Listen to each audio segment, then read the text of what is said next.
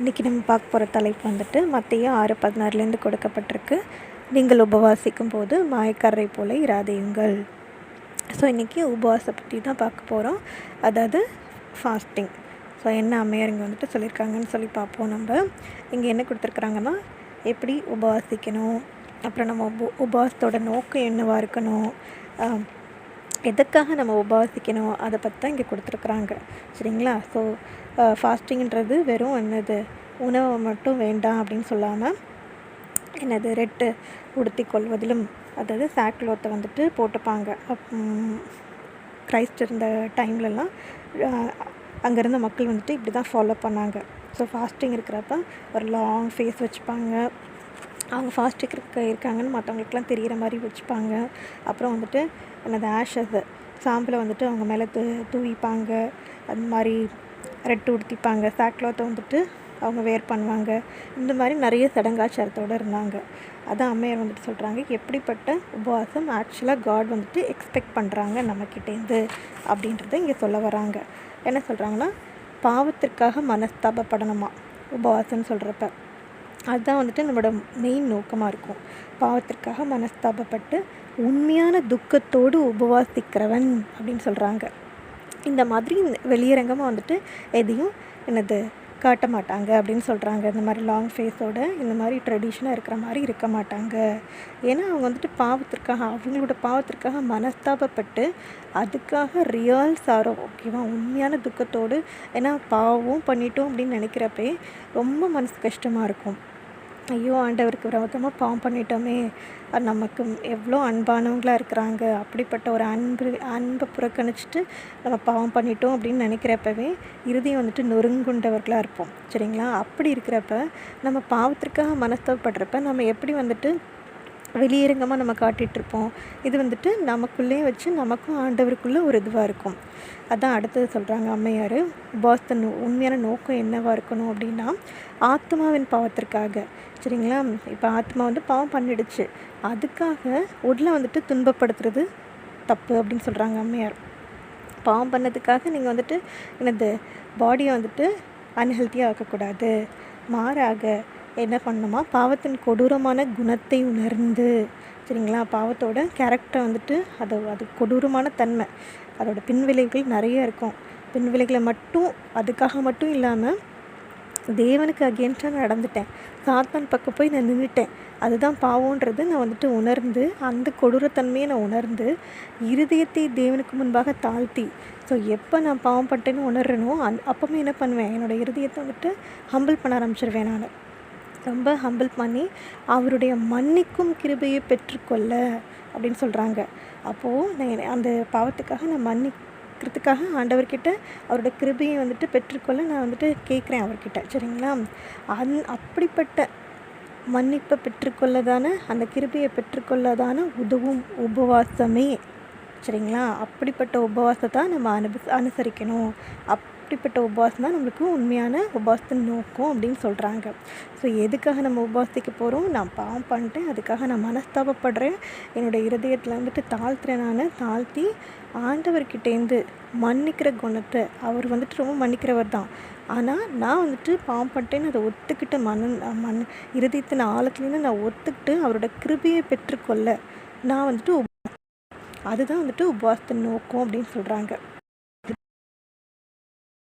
இயேசு கிறிஸ்து என்ன சொல்கிறாங்க அப்படின்னா, யோவேல் 2:13 இந்த வசனம் இருக்குது, நீங்கள் உங்கள் வஸ்திரங்களை அல்ல உங்கள் இருதயங்களை கிழித்து உங்கள் தேவனாய கர்த்தரிடத்தில் திரும்புங்கள் அப்படின்னு சொல்கிறாங்க. சரிங்களா? ஸோ உபவாசிக்கிறோன்ற பேரில் நம்ம வந்துட்டு வெளிப்புறமாக இருக்காமல் நம்ம என்ன பண்ணணும், நம்மளோட இருதயத்தின் ஆழத்துலேருந்து அந்த ஒரு காரியத்தை நம்ம செய்யணும் அப்படின்னு சொல்கிறாங்க.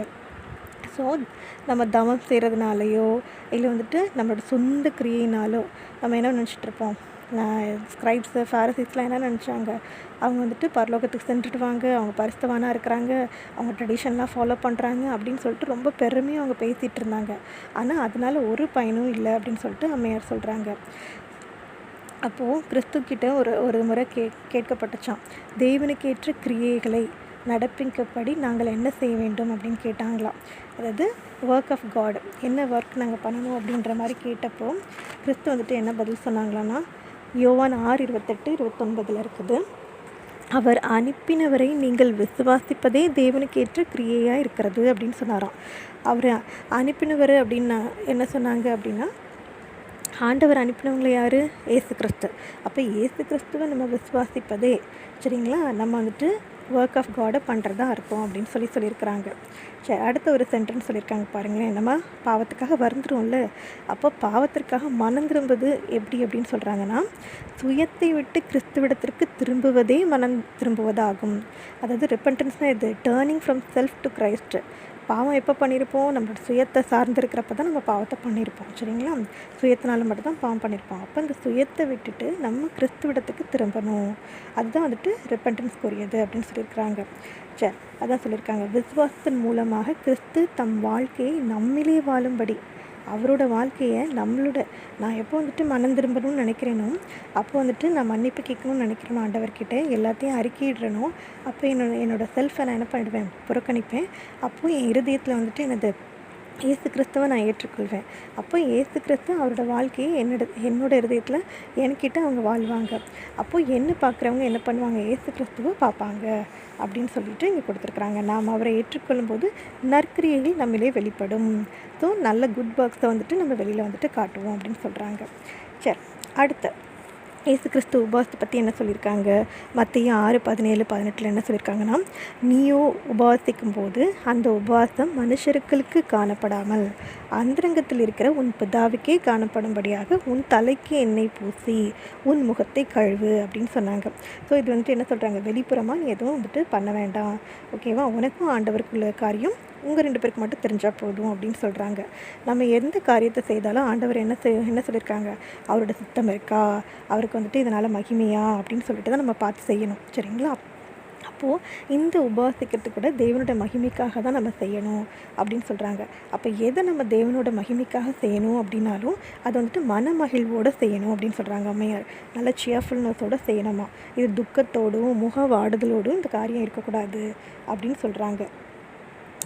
அடுத்து என்ன சொல்லியிருக்கிறாங்க அப்படின்னா, நம்ம இந்த மாதிரி கிறிஸ்தவர்கள்னு சொல்லிக்கிறவங்க நம்ம இல்லை, அதாவது கிறிஸ்தவ உடையவங்க அப்படின்னு சொல்லிக்கிற நம்ம வந்துட்டு இந்த மாதிரி நம்ம வெளிப்புற தோற்றத்தோடு இருந்தோம் அப்படின்னு சொன்னோன்னா நம்ம வந்துட்டு மற்றவங்க பார்க்குறவங்களுக்கு எப்படி இருக்கிறோம்னா ஒரு தவறான எடுத்துக்காட்டுதலாக இருக்கோமா.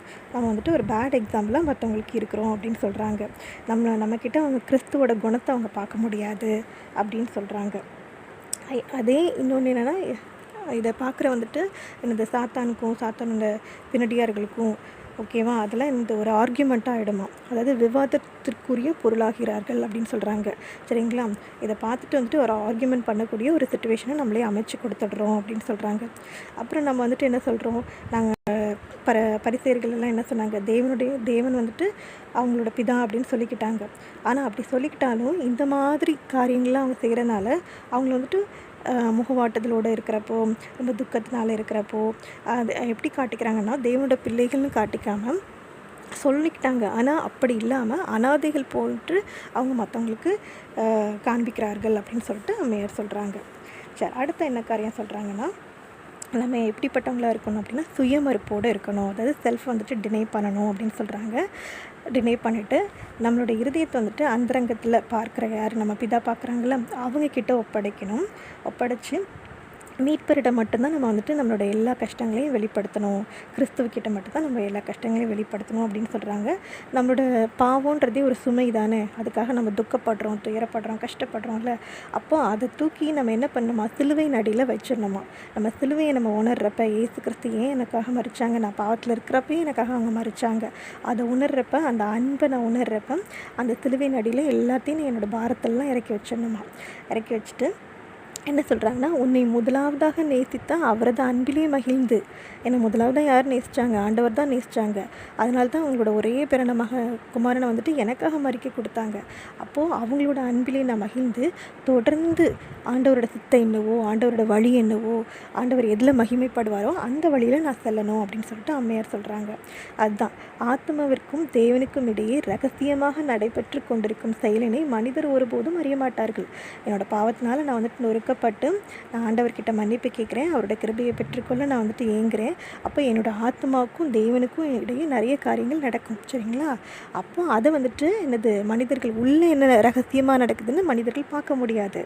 ஆனால் இருதயத்திலே ஆவியானவர் செய்யும் வேலையின் விளைவு அனைவருக்கும் வெளிப்படும். ஆனால் அதன் மூலமாக நம்ம என்ன பண்ணுவோமா, ஃப்ரூட் ஆஃப் த ஸ்பிரிட்டை வந்துட்டு வெளியில் காட்டுவோமா. நம்மளோட இருதயம் மாற்றப்பட்டிருக்கும். நம்மளை ஆண்டவர் வந்துட்டு மன்னிச்சிருப்பார். அப்போ ஆண்டவர் மன்னிச்சிட்டார் அப்படின்னா நம்ம வந்துட்டு விடுதலை பெற்றிருப்போம். அப்போ நம்மளோட இருதயத்தில் சந்தோஷம், சமாதானம் இதெல்லாமே நிலவும். அப்போ இது வந்துட்டு மற்றவங்களால பார்க்க முடியும். நம்மளோட என்னது ஆவியின் கனிகளை வந்துட்டு நம்ம வெளிப்படுத்துகிறப்ப இது மற்றவங்களால பார்த்து அதை உணர முடியும் அப்படின்னு சொல்கிறாங்க. இதுதான் வந்துட்டு என்ன சொல்லியிருக்காங்க மத்தேயு 6:4. அப்பொழுது அந்தரங்கத்தில் பார்க்கிற உன் பிதா தாமே உனக்கு வெளியரங்கமாய் பலனளிப்பார் அப்படின்னு சொல்லிட்டாங்க. So fruit of the spirit மூலமாக நம்ம வந்துட்டு மற்றவங்களுக்கு வெளிப்படுத்துவோம். ஸோ உபவாசன்றது ஒரு வெளிப்புற தோற்றம் மட்டும் கிடையாது. அது நம்மளோட இருதயத்தை மாற்றக்கூடியது. அது பாவத்திற்காக நம்ம செய்ய வேண்டியது, பாவத்திற்காக மனஸ்தாபப்பட வேண்டியது, பாவத்தை வந்துட்டு ஆண்டவர்கிட்ட சப்மிட் பண்ண வேண்டியது, அவரோட கிருபையை பெற்றுக்கொள்கிறதுக்காக நம்ம ஏங்குகிறோம். அப்போ வந்துட்டு என்னோடய ஆத்மாவில் என்ன நடக்குதோ அது வந்துட்டு வெளியரங்கமாக எனக்கு வந்துட்டு பிதா வந்துட்டு எனக்கு பதில் கொடுப்பாங்க. இதுதான் வந்துட்டு உபவாசத்தோட உண்மையான தன்மை அப்படின்னு சொல்லிட்டு அம்மையார் நமக்கு இதில் சொல்லி கொடுத்துருக்குறாங்க. ஆமேன்.